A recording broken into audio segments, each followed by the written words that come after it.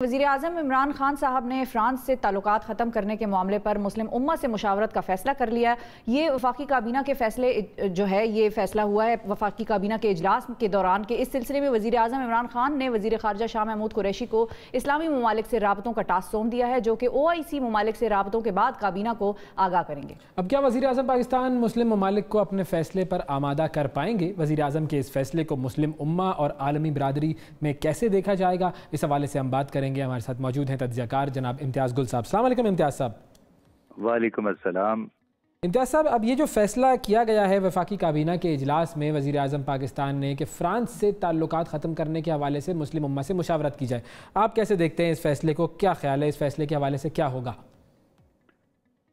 कुछ नहीं होगा, बड़ा नेक ख्याल है, लेकिन हमें ये सोचना चाहिए कि दुनिया भर में तमाम तर मामलात, ज़्यादातर मामलात जो हैं वो इक़्तिसादी नुक्ता नज़र से हो रहे हैं, और जिस मुस्लिम उम्मा की हम बात कर रहे हैं उसके बेहतरीन ताल्लुकात हैं इसराइल के साथ, इंडिया के साथ और कई फ्रांस के साथ भी इक़्तिसादी मफादात जुड़े हुए हैं इनके साथ। तो उसमें हमें ये सोचना चाहिए कि इस्लाम के साथ, हज़रत मोहम्मद सल्लल्लाहु अलैहि वसल्लम के साथ अकीदत बिल्कुल अपनी जगह पे है, लेकिन उसमें क्या उस बुनियाद पे आप मुल्कों के साथ ताल्लुकात ख़त्म कर सकते हैं?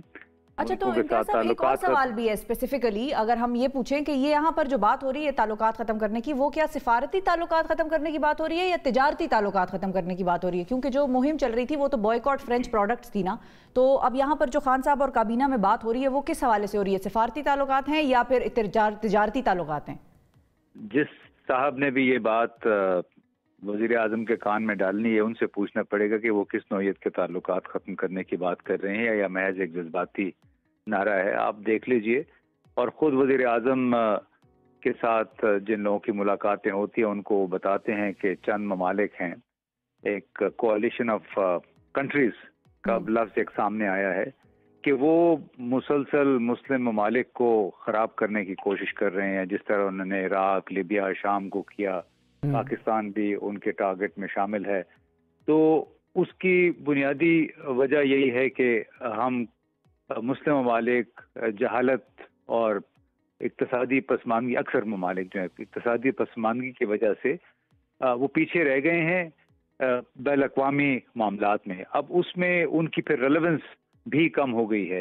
लेकिन दूसरी तरफ देखेंगे G20 के ममालिक में सऊदी अरब सबसे अमीर मुस्लिम मुल्क है, वो G20 का उसने मेज़बानी भी की कुछ चंद दिन पहले G20 के इजलास की। तो वो पहले ही मेरा ख्याल है हमसे नाराज़ है चंद बुनियादी उमूर पे।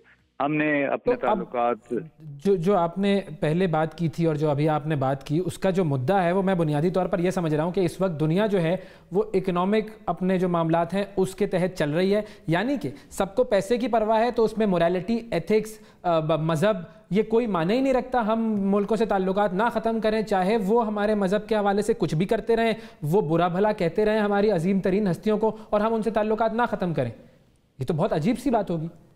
जी, अवैस साहब के लिए अजीब होगी, अक्सर पाकिस्तानियों के लिए अजीब होगी, लेकिन आप ये ना भूलिए कि तुर्की जिसके साथ हमने खुद को अलाइन किया है और जिसके सदर के कहने पे और मलेशिया के साबिक वज़ीर-ए-आज़म महातिर के साथ मिलके एक नए OIC के पैरेलल तंजीम बनाने की कोशिश की गई, उसकी वजह से हमारे ताल्लुकात सऊदी अरब के साथ काफ़ी हद तक ख़राब हो गए। और वही तुर्की, आपको मालूम होगा कि इसराइल के साथ उसके कुछ 6 अरब डॉलर सालाना की तिजारत है। तो क्या वो कर रहे हैं तो हम भी करें? ये कैसा मतलब थ्योरी है कि चूंकि वो कर रहे हैं तो हम भी करें? नहीं, फिर आप टकरे मारते रहेंगे हम चट्टानों के साथ। हम अपनी सॉवरेनिटी और हमारे अपने भी तो कुछ तकाजे हैं ना, हमारी अपनी भी कुछ ग्राउंड रियलिटीज़ हैं, हम उनको ना देखें। हम ये कहें कि चूंकि सऊदी अरब मुझसे नाराज़ हो गया है तो अब आइंदा दुनिया भर में हुजूर सल्लल्लाहु अलैहि वसल्लम के बारे में कुछ भी होता रहे, हमें उससे फ़र्क नहीं पड़ना चाहिए। या अगर तुर्की जो है वो इसराइल से ताल्लुकात बना रहा है तो हमें कोई फ़र्क ना पड़े, दुनिया मतलब हम भी ऐसे ही कर लें। तो हम इंडिविजुअली कहाँ पर खड़े हैं? मैं तो यही बताने की कोशिश कर रहा हूँ, आप उसमें अपना भी तज्जिया दे रहे हैं, तो उसमें मेरे लिए फिर मुश्किल है अपनी बात जारी रखना। जी जी, फरमाइए। जी, तो क्योंकि उसमें अगर इसी तरह हम जज्बाती होकर बात करते रहेंगे, हमारी फिर बात न कोई सुनेगा ना हम समझा सकेंगे। میں جو عرض کرنے کی کوشش کر رہا ہوں کہ ترکی ہمارا بہترین دوست، اس کی $6 ارب سالانہ کی اسرائیل کے ساتھ، صرف اسرائیل کے ساتھ تجارت ہے. ہمارا بہترین دوست آل ویدر فرینڈ چین، اس کی $15 ارب سالانہ اس کی اسرائیل کے ساتھ تجارت ہے. تو ہمیں یہ چیزیں سامنے رکھنی ہوں گی. مکرون صدر فرانس کا صدر، وہ سال بعد 2 سال بعد اس کی صدارت ختم ہو جائے گی. فرانس نے تو ادھر ہی رہنا ہے. تعلقات یعنی کہ آپ یہ کہہ رہے ہیں کہ پرسنالٹی کے حوالے سے ہو. ٹھیک ہے، بہرحال لیکن آپ میکرون کے حوالے سے بات کریں اور ان سے بات ہو سکتی ہے، ان کو انگیج کرنے کی کوشش کریں کہ وہ اپنا سٹانس بدلیں. فرانس نے تو کہیں نہیں چلے جانا. یہ ممالک صفحہ ہستی پہ موجود ہے، تو ہمیں ان کے ساتھ ڈیل کرنا ہے، نہ کہ میکرون کسی ایک شخصیت کے ساتھ ڈیل کرنا. تعلقات ختم کر کے بھی زندہ رہتے ہیں ممالک، ایسا تو نہیں ہے کہ ممالک جو ہے وہ صفحہ ہستی سے مٹ جاتے ہیں، لیکن یہ کہ بہرحال یہ جی بالکل آپ صفحہ ہستی سے مٹتے نہیں ہیں، لیکن وہ ان کی حالت پہ سوڈان والی، ان کی حالت شمالی کوریا والی ہوتی ہے. ٹھیک ہے، تو سمارٹ ڈیسیژن میکنگ ہونی چاہیے. سوڈان بننا چاہتے ہیں تو بڑی اچھی بات ہے، کریں ضرور. ٹھیک ہے، بہت شکریہ ادا کریں گے. ہمارے ساتھ امتیاز گل صاحب موجود تھے.